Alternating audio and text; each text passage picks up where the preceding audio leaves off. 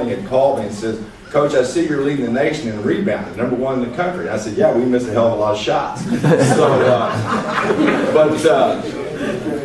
We were after the game. I had 3 of my former teammates come to the game, and my old college coach, who's now 86 years old, came.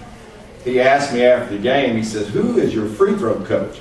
And being a veteran coach, I said, that's my assistant, Ever Newton. He coaches free throws. But we are starting to get a little respect. I can see that by the phone calls coming in. And, when you've been doing this as long as I have, you make a lot of friends, a lot of enemies also throughout the country. But the friends have been calling in, they're keeping up. And, of course, everybody keeps score and things. And respect is important. And the respect for your program, it's something that's what we're trying to do. In fact, I've got some of my players here. If y'all just stand up for a minute, give them a round of applause.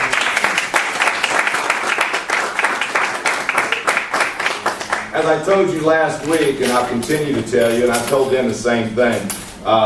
If anybody offered me, like from Xavier, Tougaloo, Talladega, if we could switch teams and say, but you got to switch your whole team, this is the group I would want to go to war with. This is the group that I believe in. This is the group they're working hard. They're high energy, great bunch of guys, and really fun to watch their progress as they continue to get better. And that's what's important. And so we're looking forward to this week. A little bit more about the game yesterday. We didn't play particularly well, but we played good when it counted in the last 5 minutes. And we made some free throws, we made some big shots, got some big defensive stops, and that's what you got to do. I don't know whether y'all, we had some game day notes put out. We had, I think that's the first road win since 2013. I think Dillard had lost 23 consecutive road games. So this group, and I told this group when the season started, I said, let me tell you something. You're going to be special. And the reason you're going to be special is because you're going to stop and change the culture of men's basketball here. And I said, they're always going to remember you. Understand that. When you come back here 10, 15 years from now for homecoming, you're still going to be somebody. And that not only you see some of now we're ranked in the country, of course we only played 2 games, but we are ranked, and I think some of those things will continue. Now, we're a lot better than 1 for 21 from the 3-point line, trust me. So we just had one of those days. But when a team can win and have those type of stats, then you got something going on for yourself. You're doing something right, because the only stat that matters is what? At the end of the score. It doesn't matter who scored, who did what. When Dillard's got more points than the other team, that's all we care about. And and we're a better free throw shooting team than what we've showed. I think we're going to be 65 to 72%. We're not going to be great, but as long as we make them when it counts, that's the most important thing. But as I said, when you're starting to get respect, that's really important.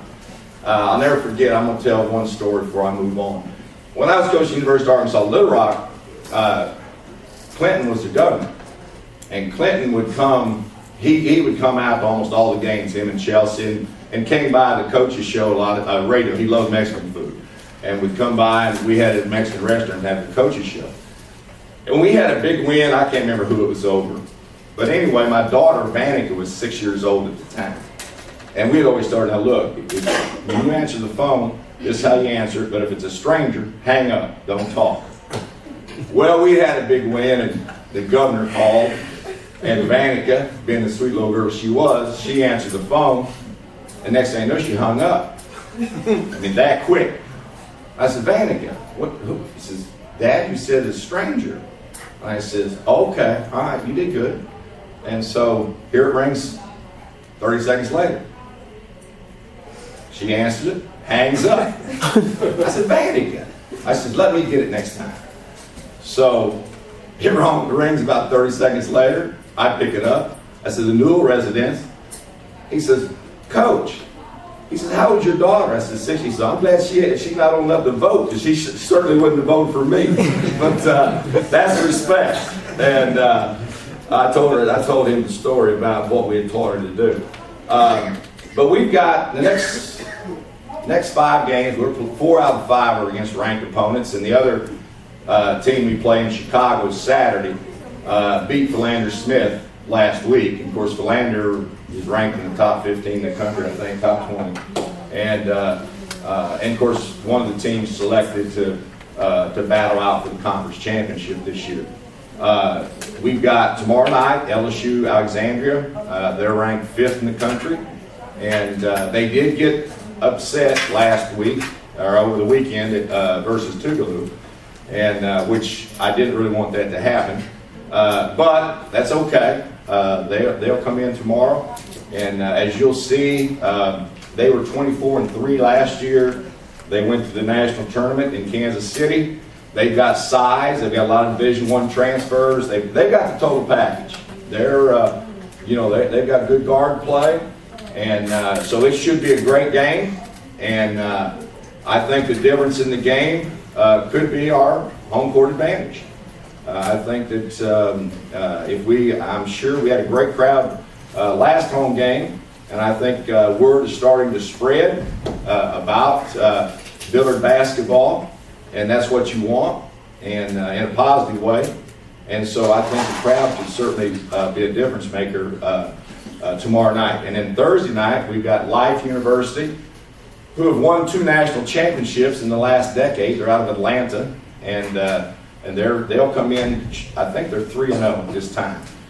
So that's another opportunity to get a notch in our belt, and that's what we want to do. We want to play good teams. And I didn't have a lot to do with this schedule this year, but in the future, that's what we want. We want 15, 16, 17 home games, and we want to play teams that are ranked in the top 20. That's how you get good players. They want to play against the best, and they want to make good trips. And we got a good trip scheduled this weekend. We're going to Chicago. We fly out of here Friday, and then we play Saturday at 1 o'clock. A lot of Harris Stowe, Kentucky State, Central State. We play Paul Quinn, but there's 8 HBCUs that will be in the Classic.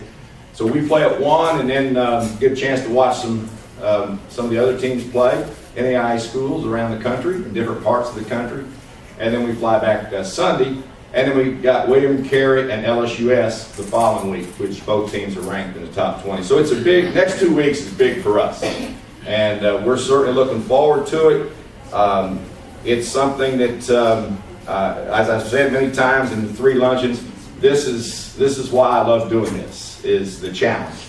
And getting a team to be able to put them together and be able to compete against teams that are the top teams in the country. And not only compete, but be able to win.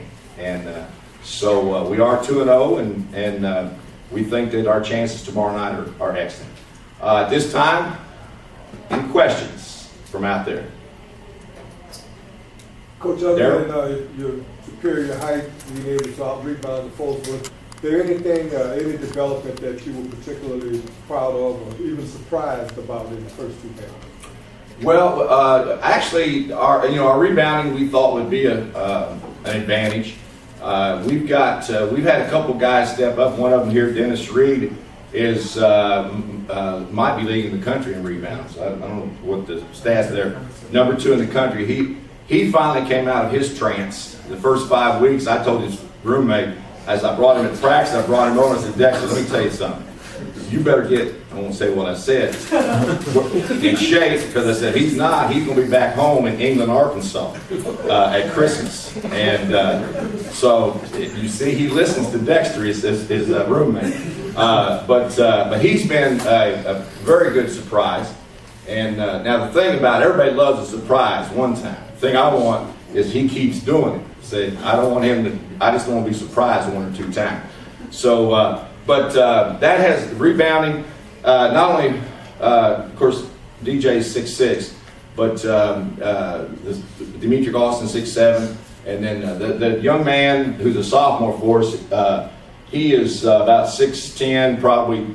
Well, I won't say his weight, but he's heavy. But he's a work in progress. He has a lot of talent, and he can rebound these areas. So we're set there. Guard play has got to get better. We're committing too many turnovers, but it will. The thing about it is, as I've told our guys and I've told this group here, you know, we're just still learning each other.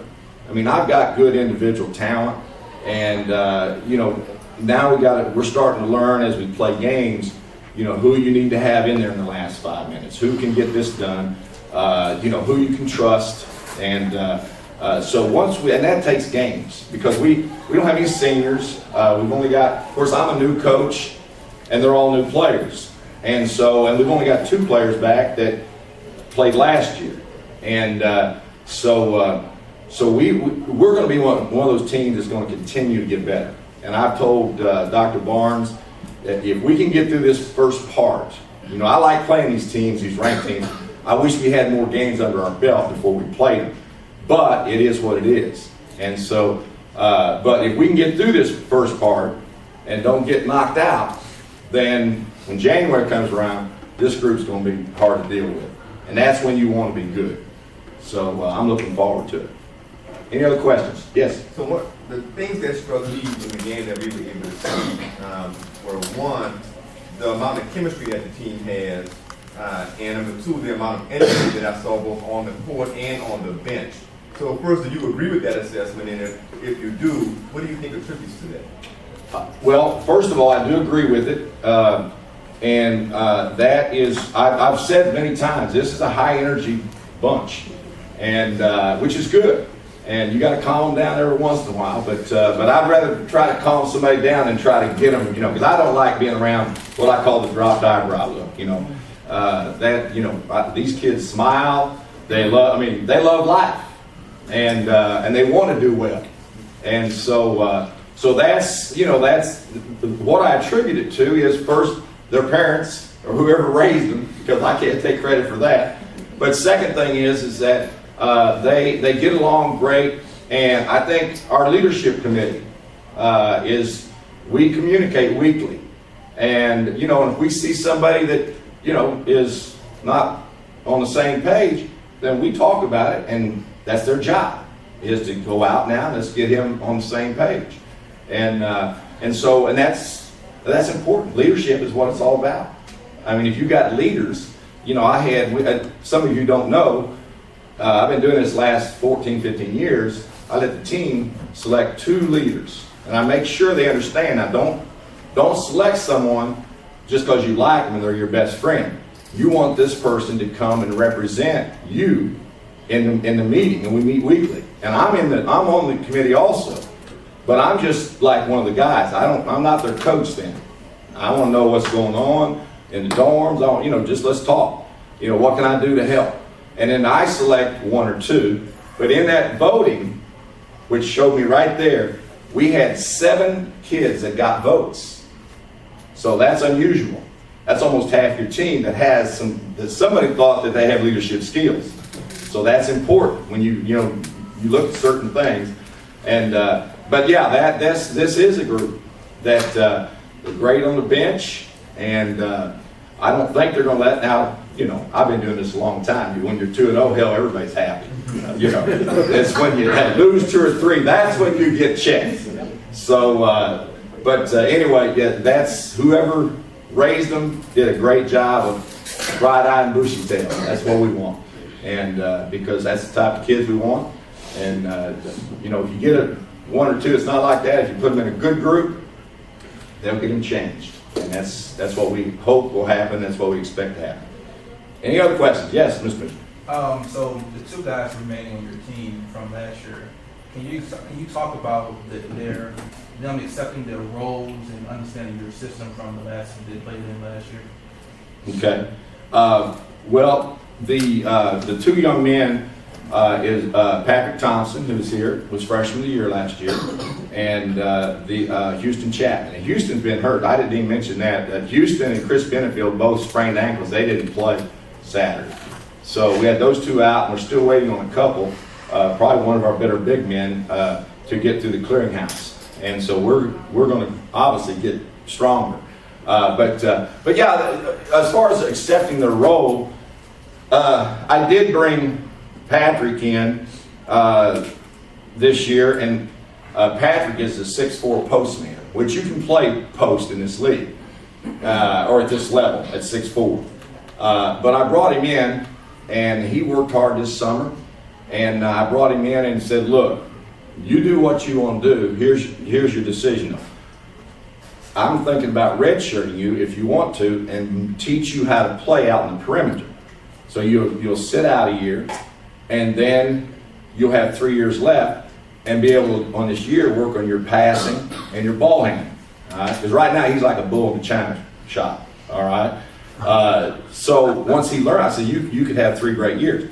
Now, then I followed up by saying,